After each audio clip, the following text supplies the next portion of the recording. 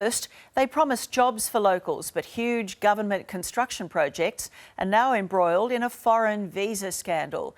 The CFMEU has uncovered secret documents showing Chinese and Irish nationals are being exploited on job sites that could have been employing young Australians. Live to reporter Dan Nolan. Dan, how widespread is this? Well, Tracy, the people blowing the whistle say it's happening on job sites right around the country. They're calling it modern-day slavery, foreign workers being exploited and costing Aussie jobs. But this isn't happening at some mine in the top end of Australia. These are government-funded projects right in our own backyard. What visa have you got? I can't speak English. They run off the site. They did. You've got to get them all back. We're seeing modern-day slavery happening right throughout this country. How much an hour? I don't know. You're talking formal. Why can't local people get a job? It's a scandal that will make your blood boil. Workers' compensation fraud, tax fraud, workers being exploited. Foreigners working construction jobs with no record of their visa.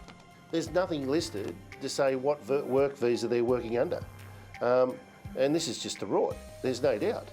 Employers dodging entitlements, workers dodging tax. This is an absolute taxation rort that's on a state government job.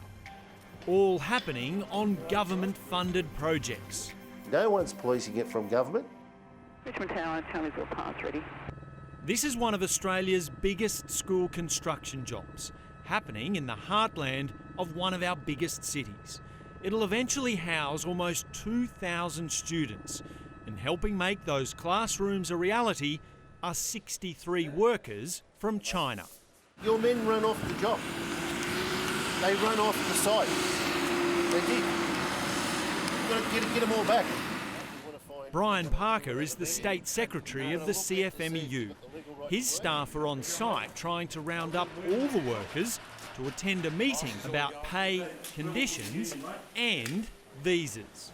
Just get you to drop what you're doing, guys. We've got a meeting up top. But the foreman of these gyprockers from subcontractor Augstar Plastering tells them to keep working. How you going, mate? Oh, English? Others say they can't speak English. Not one of them speaks English, not one. No one, right? No one. No one. No one. No one in your company that does speak English, except for him. Eventually, the meeting goes ahead without the workers from Augstar Plastering. There's at least 30 of them working out there in the workplace at the moment, and they've all been instructed by their boss, nope, you stay at work. Why? Because of the rorts that are going on.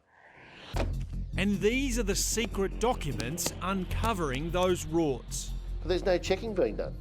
Page after page of site induction documents showing the workers are from overseas, but not what visa they're on. These do not show you what visa they're working under, but here we've got a great pile of them, gone completely unchecked. The CFMEU has obtained workers' compensation certificates, providing each employee with $10,000 worth of cover, not the industry standard of $50,000. The documents also show 14 workers listed on one ABN, raising concern about whether income tax is being paid. These are people here on temporary basis, working in this country, getting ripped off, exploited, and not paying taxes, not having workers' comp, no superannuation. How widespread is this? It's a modern-day slave labour that we see in our industry, and you know what? Governments know what's going on, but they turn a blind eye to it. They don't want to investigate these issues. But it's not just one project. Just a few kilometres from the Pond School precinct in Western Sydney is this $300 million extension of Blacktown Hospital. Well, on this site we had Irish nationals working here. We had at least 40 of them working on 457 visas. We found that there was around $2.5 million of unpaid taxes. Subcontractor CNC went into administration, leaving the CFMEU to chase up workers' entitlements, and in the process uncovering what they say are further visa irregularities. Nobody checks to see if they're filling out their application right, whether they have these skills, and Australian workers are being left at home and unemployed. At the end of the day, the responsibility rests with the government in the way these projects and the contracts are let, that they're reputable contractors. John Robertson is the New South Wales opposition leader.